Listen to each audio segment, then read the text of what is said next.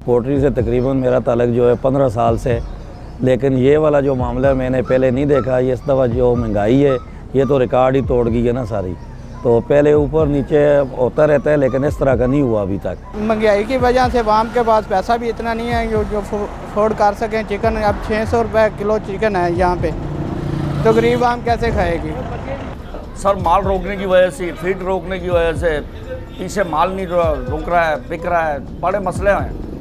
थोड़ा सा मसला हो तो बंदा बात करे। आज 660 रुपये किलो है चिकन, लेकिन मैंने कहीं महंगाई मार्च नहीं देखा कि इन्होंने फिर से निकाला हो और ये रोना रोए कि हमने महंगाई कम करवानी है। बुनियादी तौर पर पोल्ट्री की सनत पाकिस्तान की दूसरी बड़ी सनत है। ये तकरीबन 12-12.5 अरब अमेरिकी डॉलर की सनत है। और इस वक्त पाकिस्तान में कोई 15,000 के करीब हमारे फार्म्स हैं ऑल ओवर द कंट्रीज़। और पाकिस्तान में जो चीपेस्ट प्रोटीन है, इसकी प्रोडक्शन के लिए, इसकी अवेलेबिलिटी के लिए पोल्ट्री इंडस्ट्री अपना एक अहम किरदार अदा कर रही है। नाज़रीन, इस मौजू पर मज़ीद बात करने के लिए हमारे साथ मौजूद हैं director of research commercialisation Gujrat university professor doctor Adil Rasheed sahab. जी जनाब, क्या ये हकीकत है कि चिकन का गोश्त जल्द ही गाय के गोश्त जैसा महंगा होगा?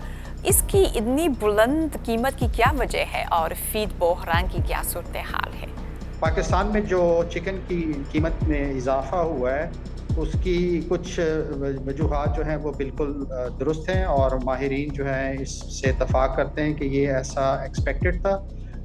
लेकिन इसके साथ साथ कुछ वजूहात जो हैं वो आर्टिफिशियल भी हैं। पहले मैं आपको ये बताता हूँ कि पाकिस्तान में जो चिकन के लिए जो फीड तैयार होती है वो एक उसमें बहुत सारे लोगों की इन्वेस्टमेंट है और वो बहुत ज़्यादा तादाद में फीड मैन्युफैक्चरिंग है। उसके लिए कुछ रॉ मटेरियल जो है वो इंपोर्ट होता है जो कि पाकिस्तान में नहीं बनाया जा सकता। फीड के बहुत सारे अज्जा हैं, उन अज्जा में से सोयाबीन एक अज्जा है जो कि हम फीड में, ये इस वक्त जो हमारी फीड बनती है ये कॉर्न सोया फीड बनती है। इसमें कोई 32% हम सोयाबीन यूज़ करते हैं और कोई 50% के करीब हम कॉर्न यूज़ करते हैं और बाकी जो है हम अमाइनो एसिड, मिनरल्स और बाकी जो एंजाइम्स वगैरह हैं वो यूज़ करते हैं। तो सोयाबीन जो है वो हम एज ए वेजिटेबल प्रोटीन इसको यूज़ करते हैं और कुछ अर्सा पहले ये as a soybean meal import होती थी। अब ये सोयाबीन सीड मंगवाते हैं। उसका जो ऑयल है वो ऑयल इंडस्ट्री को जो हम ह्यूमन यूज़ के लिए यूज़ होता है और उसका जो मील है वो हम फीड में यूज़ करते हैं। सोयाबीन पोल्ट्री फीड के अहम ज़राए में से एक है।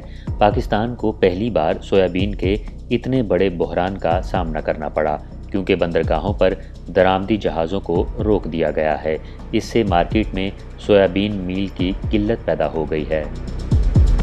बहुत सारी इंपोर्ट आइटम्स हमारी पोर्ट्स पे, बंदरगाह पे मौजूद हैं जो कि इंपोर्ट नहीं हो रही और उससे बहुत सारी कीमती चीज़ों का पाकिस्तान में फुकदान है जिनकी रोज़मर्रा ज़रूरियात हैं और उसमें चिकन के तैयार करने के लिए जो इंग्रेडिएंट्स हैं वो भी शामिल हैं। एक ये वजह है कि पाकिस्तान में चूंकि वो मटेरियल अवेलेबल नहीं है तो चिकन जो है वो फीड जो है उसकी प्राइस बहुत बढ़ गई है। तो जाहिर है जो फार्मर्स हैं जब वो इतनी महंगी फीड खरीदेंगे तो मार्केट में वो चिकन सस्ता तो नहीं देंगे।